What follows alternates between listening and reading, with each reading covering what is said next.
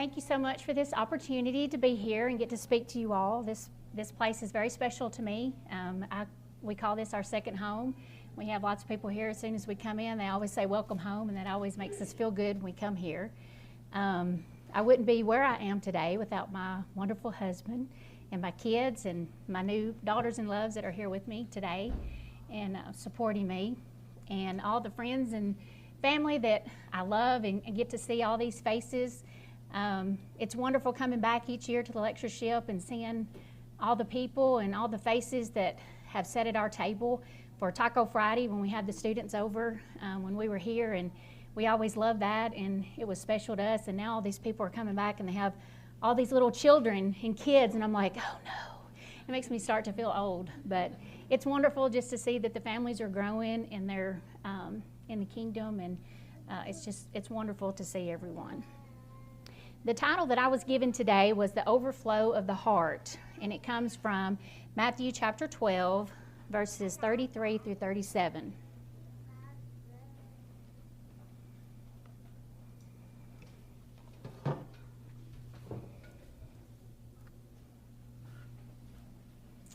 Have you ever heard the saying, sticks and stones may break my bones, but words will never hurt me?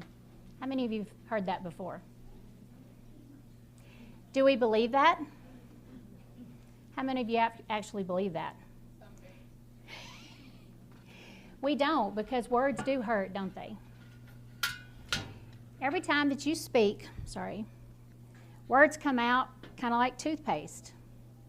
Sarcastic comments, maybe funny or dirty jokes at someone else's expense, insults, thoughts, thoughtless comments, gossip.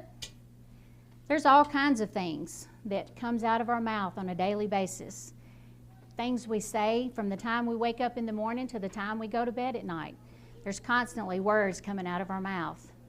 Do we think about those words that are coming out of our mouth? Because once it comes out, you can't put it back in.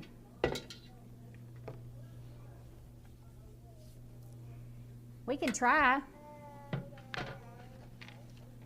We can try to put it back in. I didn't mean the way that it came out.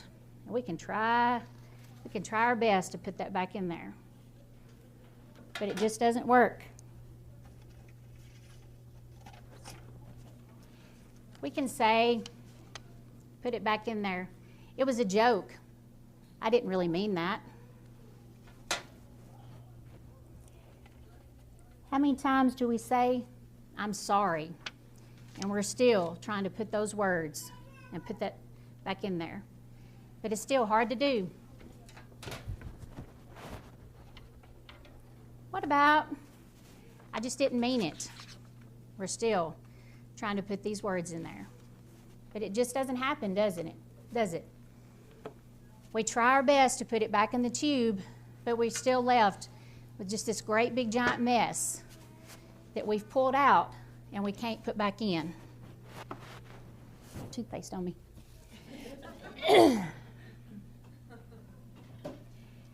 So proving my point, our words have power. Our words have weight. Our words make a lasting impact. Open your Bibles with me to Matthew chapter 12. And in this text, we're going to learn that our words show our heart. Our words show our heart. And today, I want us to remember 3 important ways that our words show our hearts. Point number 1, our words show our heart about Jesus. Matthew 12:33. Our words show our heart about Jesus. It reads, either make the tree good and its fruit good, or make the tree bad and its fruit bad, for the tree is known by its fruit. Words either confess or deny Christ. Christ is the tree in this verse, referring back to verses 27 through 28.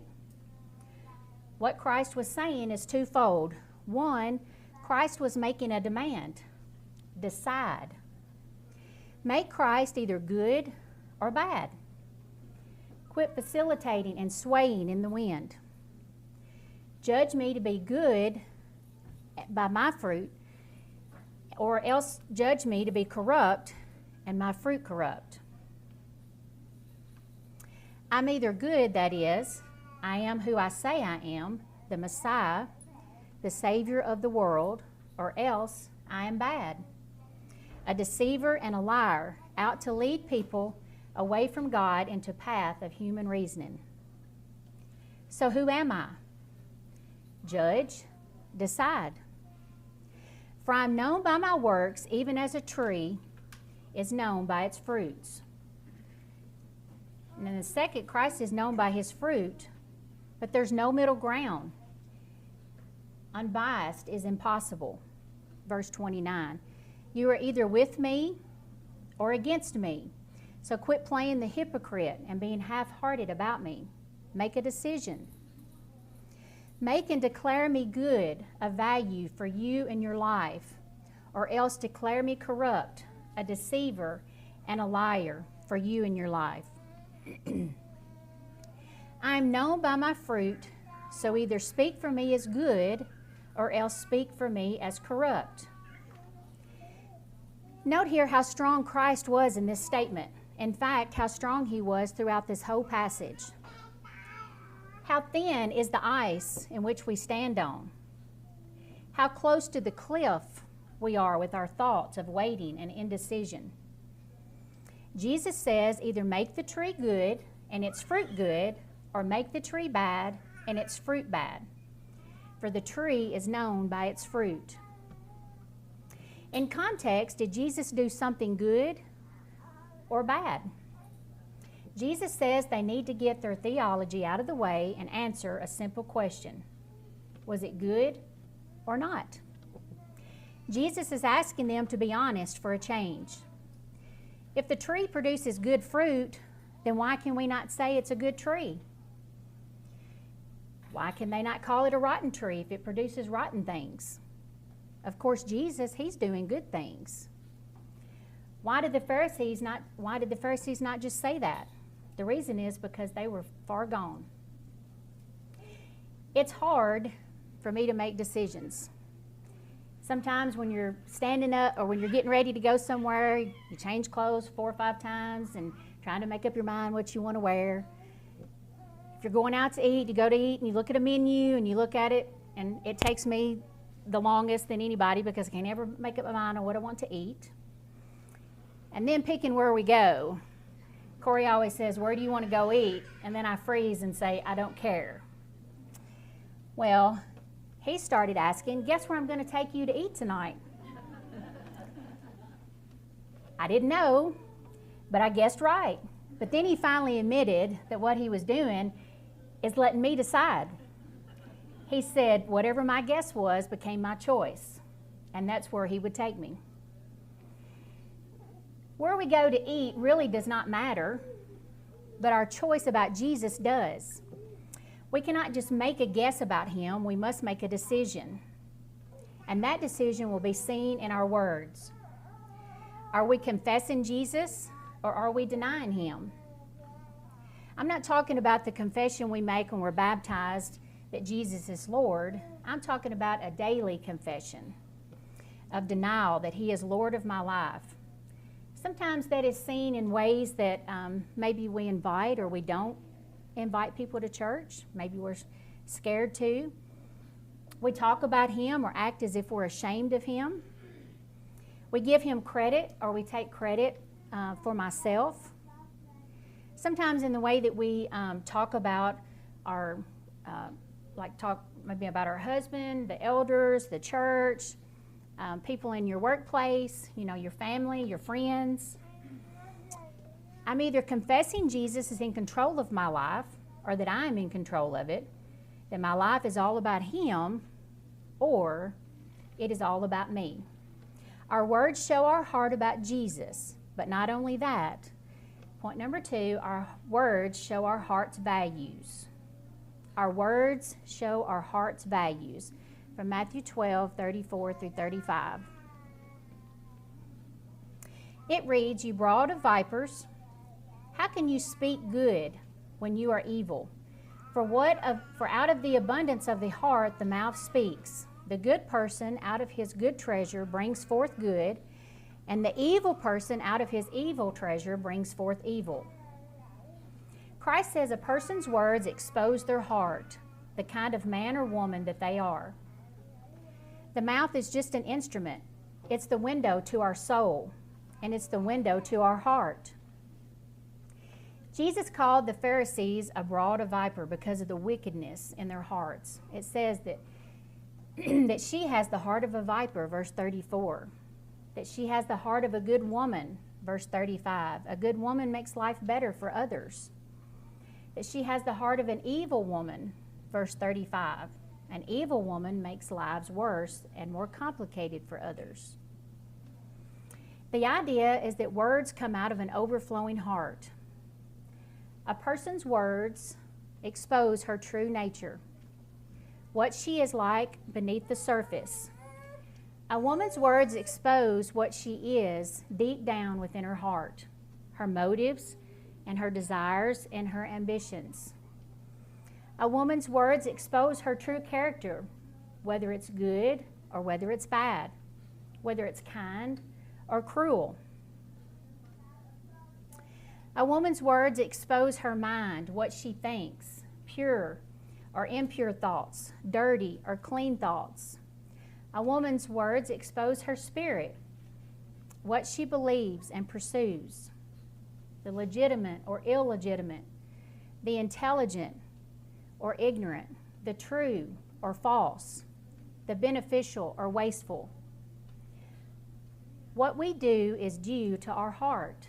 We act and behave and do things because of what we are within.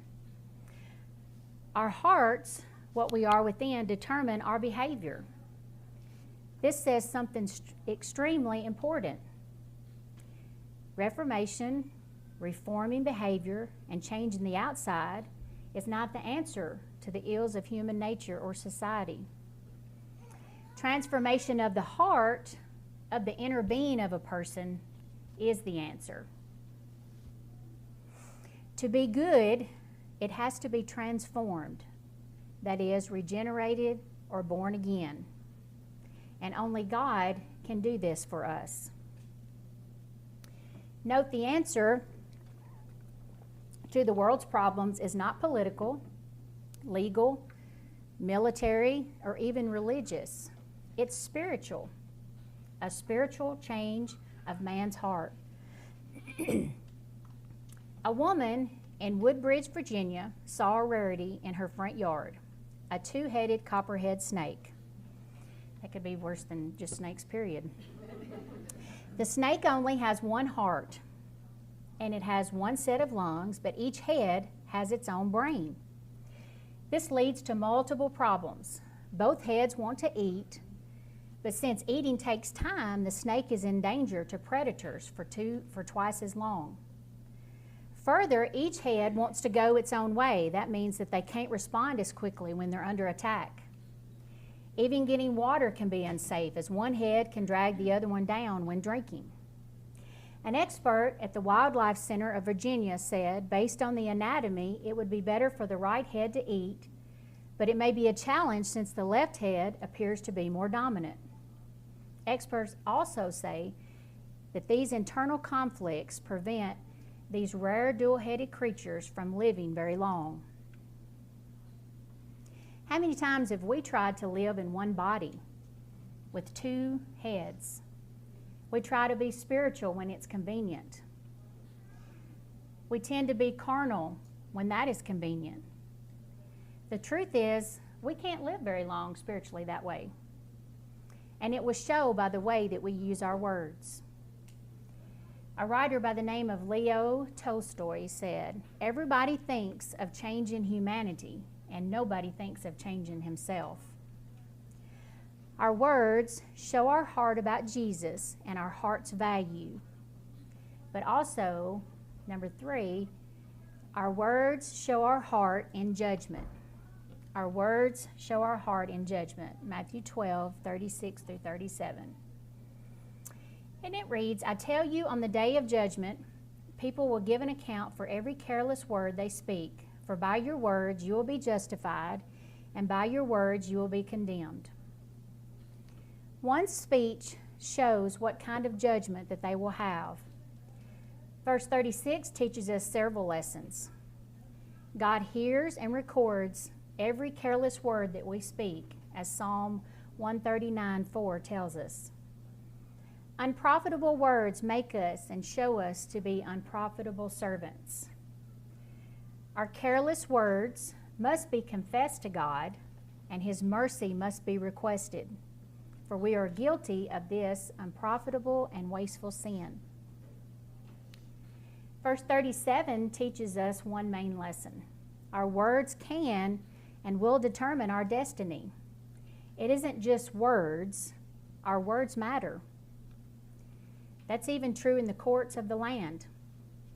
A man or woman is judged innocent or guilty based on their testimony. That is words. And it's also true in God's court as well. Kind, gracious, loving, edifying, profitable words will testify for us. Ugly, dirty, filthy, angry, spiteful, gossiping, grumbling, murmuring words, they will testify against us and will condemn us. We will give an account for the things that we say. Our words have shown what kind of heart we have and what kind of women we are. We will give an account for that. Our speech shows what kind of person we are deep down inside. It's not just words.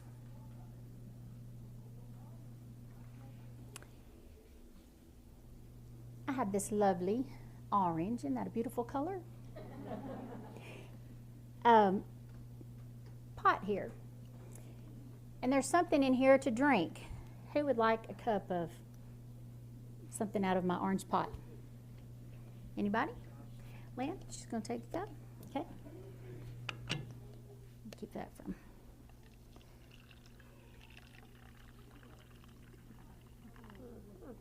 There you go. There went the toothpaste. Who can see that? Lynn wanted a cup. I love you, friend, but not so much. I have this pot. It's kind of stained up. It's got some dents in it. It's a little dirty. It's probably been on a campfire or two. And it's not in the best condition. Who would like a cup of this out of this cup? You want a cup? Okay. Oop, I'm dripping. I won't pass it that way, but here's her cup of water that she's getting.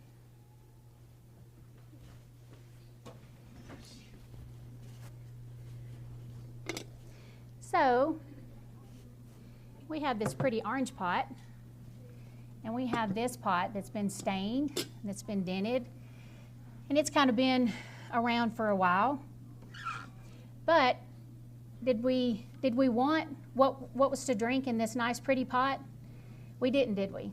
It was yucky and nasty. Did we want what was in the pot that had been stained and dented up and not in the best condition? It was good? It's good fresh water. Well, that just goes to show that we can't always judge by what's on the outside. We're wanting to look what's on the inside of each of our hearts, because not always what you see on the outside is what's on the inside. We must think about the words that we say. We wouldn't commit murder, but we would slander. We wouldn't commit adultery, but we would flirt with the things that we say.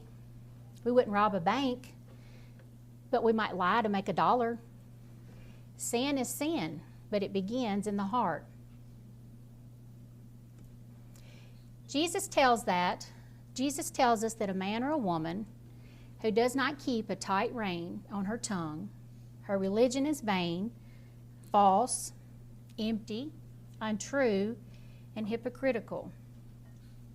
We must realize what we do begins in the heart.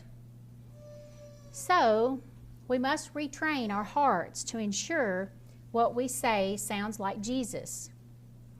Maybe spend some time reading through the book of Proverbs, which talks a lot about our speech and our hearts. Maybe spend some time each day praying, asking God to help you change your heart and change your language. Evaluate what kind of movies and TV shows and social media and text and the ways that we communicate in our workplace and in our homes that you have affecting the way that you speak and react. When we don't sound like Jesus, it not only shows our heart problems, but it pushes people away from Him. But imagine what an impact we can have in our homes, in our congregations, and our communities when we speak with grace, encouragement, kindness, and love like Jesus did. Let's do our best to show the words of Jesus in our hearts.